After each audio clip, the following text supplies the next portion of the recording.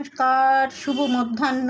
আজকে আমি ভাটোরা রেসিপিটা দেখাচ্ছি ভিডিওর মাধ্যমে। দেখুন কী কী দিচ্ছি তাতে। আমি এই বাটির 1 বাটি ময়দা দিয়ে দিলাম,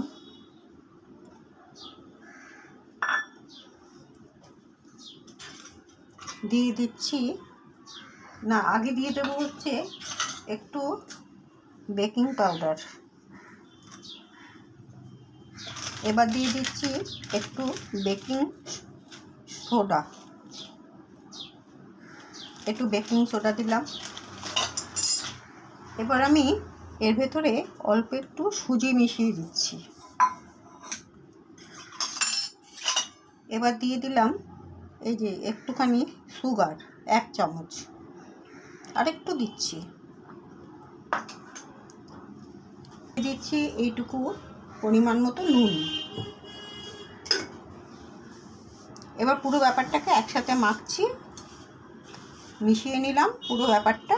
এবার আমি এটার মধ্যে দিয়ে দিচ্ছি ঘরে দই, টক দই, এই পরিমাণ। এই দইটা দিয়ে পুরো ব্যাপারটা একসাথে মিশিয়ে নিয়ে ভালো করে একটা ডো তৈরি করতে হবে। ডো তৈরি করে আমি এটাকে 30 মিনিট বা 40 মিনিট রেখে দেব। এই টাইমটা এখানে রেখে দিতে হবে, 30 থেকে 40 মিনিট। তারপরে আমি এটাকে ভাটুরাটা বানিয়ে দেখাচ্ছি, তৈরি করছি। এই ডোটা তৈরি করবার সময় একটা উপকরণ আমি স্কিপ করেছি, সেটা হচ্ছে একটু সাদা তেল।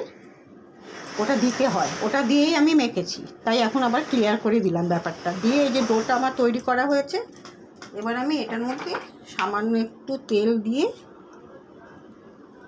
এরকমভাবে মিশিয়ে 30 মিনিট স্ট্যান্ডিং টাইমে রাখছি।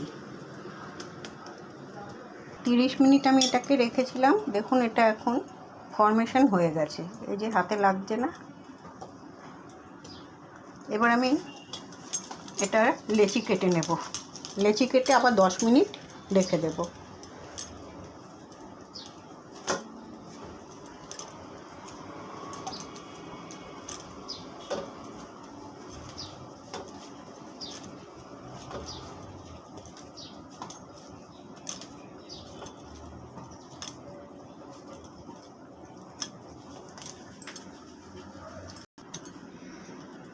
দশ মিনিট এটাকে এরকম গোল শেপ দিয়ে রেখেছি। এবার এটাকে একটু ভিজে কাপড় দিয়ে 10-15 মিনিট রেখে দেবেন, তারপরে এটাকে ভাজবেন।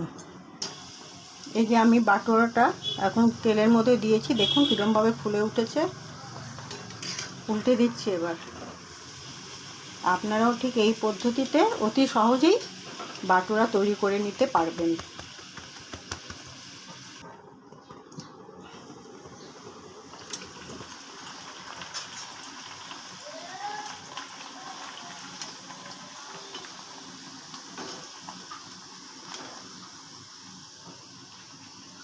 দেখুন কি সুন্দর করে ফুলে উঠেছে। আপনারাও ঠিক এই পদ্ধতিতে ভাটুরা অনায়াসে ঘরে তৈরি করে খেতে পারবেন। আমি উপকরণগুলো আরেকবার রিপিট করছি: ময়দা, টক দই, বেকিং পাউডার, বেকিং সোডা, সামান্য একটু সুজি আর সাদা তেল দিয়ে ভালো করে মেখে 35 থেকে 40 মিনিট রেখে দেবেন। তারপরে লেচি কেটে আবার 10-15 মিনিট রেখে দিয়ে ভিজে গামছা দিয়ে জড়িয়ে রাখবেন লেচিগুলো। তারপরে এরকমভাবে ভেজে নেবেন। ঠিক এরকমটি হয়েছে আমার ভাটুরা। দেখুন আপনারাও তৈরি করে খাবেন। তাহলে আমি আমার ভিডিওটা আজ এখানেই শেষ করছি। নমস্কার, সবাই ভালো থাকবেন।